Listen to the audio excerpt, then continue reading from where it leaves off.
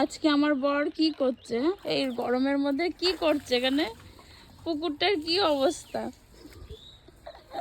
Actually পুকুরটাকেও ঠিক করে দিচ্ছে, জল যত দেওয়া হচ্ছে তত পাশ থেকে বেরিয়ে যাচ্ছে। এই সাইডটা দেখো ভিজে কি অবস্থা।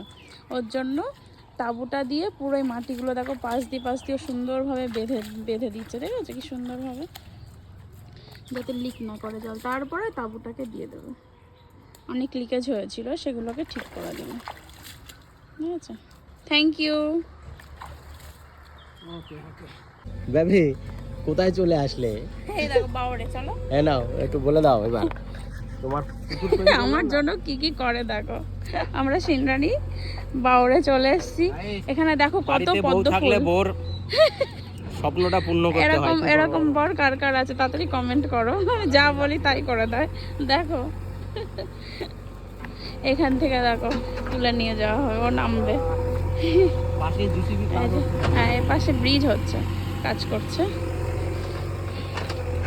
এটা একটা কাঠের ব্রিজ অলরেডি ছিল, এখন আরো সুন্দরভাবে তৈরি করছে।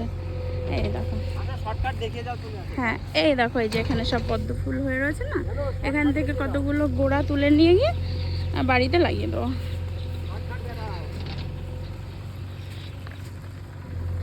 দেখো আমার বরকে দেখো, একদম নেমে পড়েছে, দেখেছো?